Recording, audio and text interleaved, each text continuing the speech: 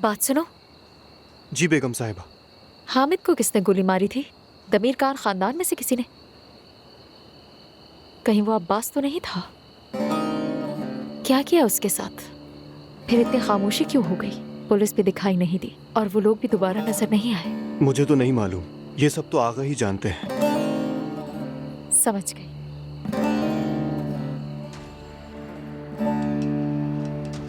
अच्छा मलिया, एक मेरी बात सुनो। ऐसा करो कि तुम लतीफ के साथ चली जाओ भी। सुनिए, अब मैं सोच रही थी अब जबकि हालात काफी बेहतर हो चुके हैं, पुरसुकून है, तो क्यों ना इन दोनों की शादी कर दी जाए। अगली गर्मियों में कर देते हैं। हुरिया साहब, हमने अभी अपनी पोती और सुहा के शौहर को दफन किया है। क्या बात कर रही हैं आप? फिर मेरे पास एक और तजवीज है, यानी फैसला आप खुद कर लीजिएगा। हम पुलिस स्टेशन जा सकते हैं ताकि आप उन्हें साफ साफ बता दें कि आपने अदनान के वालिदैन के साथ क्या किया था। सही है ना? समझ रही है मेरी बात? अब फैसला आपके ऊपर है।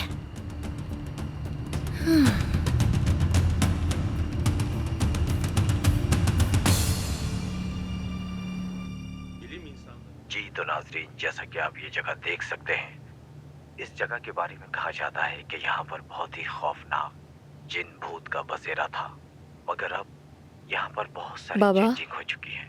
जैसे कि आप देख सकते ये लीजिए आपकी कॉफी। यहाँ पर बड़ी बड़ी बिल्डिंग शुक्रिया और मॉल वगैरह बन गए हैं, मगर आज भी ये जगह बिल्कुल वीरान है।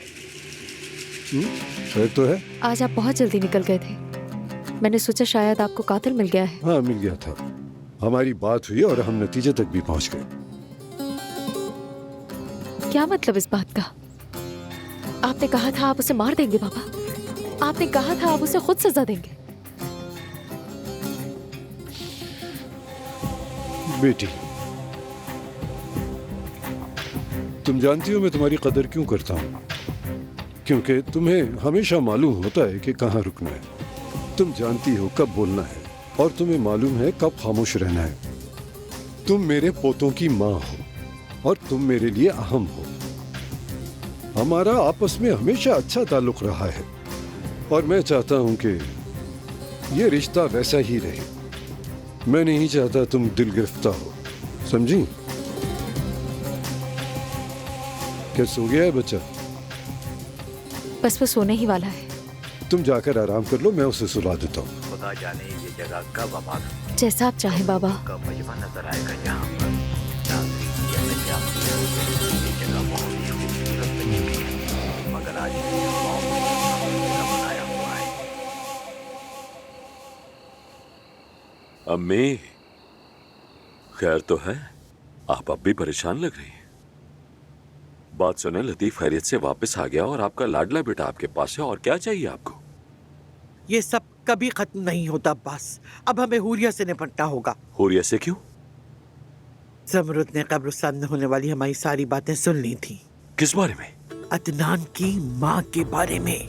और उसने वो सारी बातें जाके फौरन अपनी माँ को बता दी। अब क्या चाहती है? वो फिर से पैसे मांग रही है? नहीं, वो चाहती है कि हम उसकी बेटी को अपने सर पर बिठा लें, वरना वो पुलिस के पास चली जाएगी। ये हुरिया बहुत खतरनाक औरत है। ना उससे कोई शर्म है, ना उसकी कोई हद। खुदा न करे वो एक लम्हा भी नहीं सोचेगी। चाहे कुछ भी हो जाए, हमें हर हाल में उसका मुंह बंद करना होगा अब्बास। आपको ऐसा लगता है?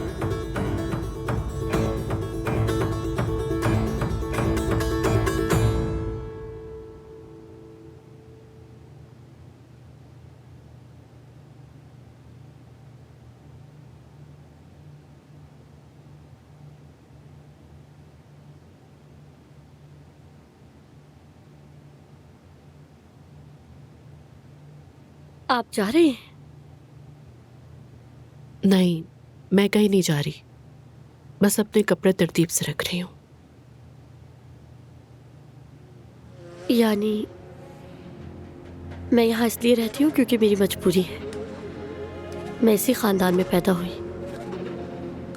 आप क्यों नहीं जा रही हैं? आप इन्हें क्यों बर्दाश्त कर रही हैं? बोले।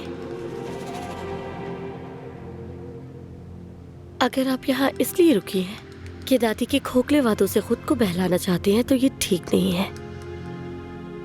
अजमत साहिबा वाकई मुझसे मोहब्बत करती हैं।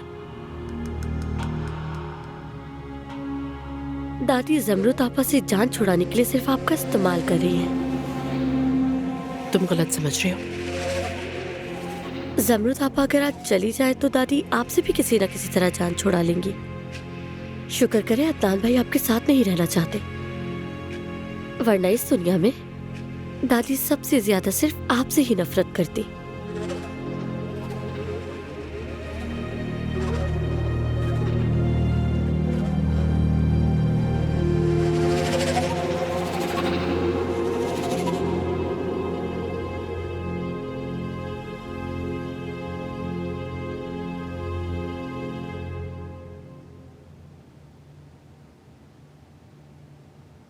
आप मुझसे मिलना चाहती थी अम्मी?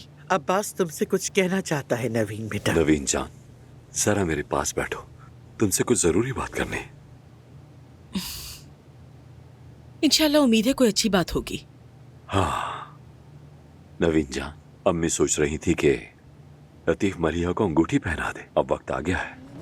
और इसकी वजह? अम्मी चाहती हैं कि अब वो दोनों अपना घर बसा लें। ठीक है, मगर क्यों? इसकी वजह हुरिया है तो वो एक खौफनाक औरत है, और वैसे भी मलिहा भी कोई खास अच्छी नहीं है। क्या आपने लतीफ को नहीं देखा? उसने खाने पर भी उसकी तरफ आंख उठाकर नहीं देखा। ऐसा तो नहीं देखा मैंने। अरे खुदा के लिए बेटी, वो अभी बहुत नौजवान है, इस उम्र में ये सब चलता रहता है। और वैसे भी वो काफी अरसे से एक दूसरे से मिल रहे हैं। ओह, आप दोनों क्या मंसूबा बना रहे हो?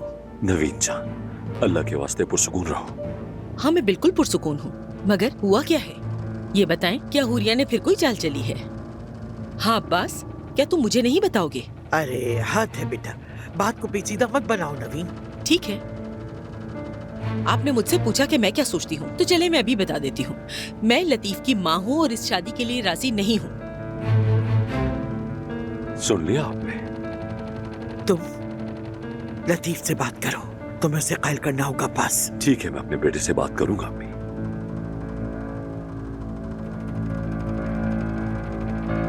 हाँ आ गया। क्या तुम मेहमानों को घर छोड़ आए हो बेटा?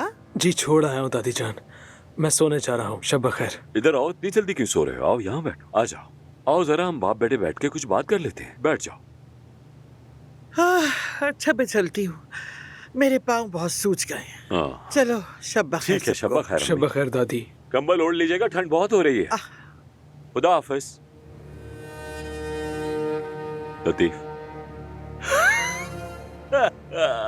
हुरिया तो कसम से तुम्हें अपना दामाद समझ लगी है। उसका बस चले तो तुम्हें बेटा कह के पुकारने लगे।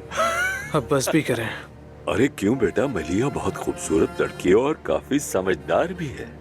हाँ मगर थोड़ी सी नादान है, लेकिन अभी जवान है, समझ आ जाएगी उसे। इस उम्र में ऐसा होता है, फिर किसी के काबू में नहीं आएगी। अपनी ज़मरुद आबा से भी ज्यादा समझदार निकलेगी। ज़हीन है ज़हीन। हाँ तो फिर? यानी हम बहुत करीब आ चुके हैं और एक बड़ा खानदान बन चुके हैं। इंतजार का फायदा नहीं। अब मैं तो कहता हूँ कि उसकी उंगली में अंगूठी डाल दी जाए। मगर पापा। मगर का क्या मतलब बेटा? मुझे एक बात बताओ, क्या तुम संजीदा नहीं थे? फिर उसका वक्त क्यों जाया किया और उसे क्यों दिल लगी के लिए इस्तेमाल किया?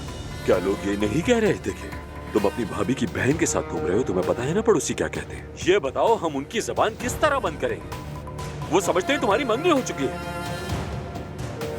नहीं बेटा, हाँ मैं इस पर अब कोई बहस नहीं चाहता, ठीक है? शाबाश मेरा समझदार बेटा लतीफ।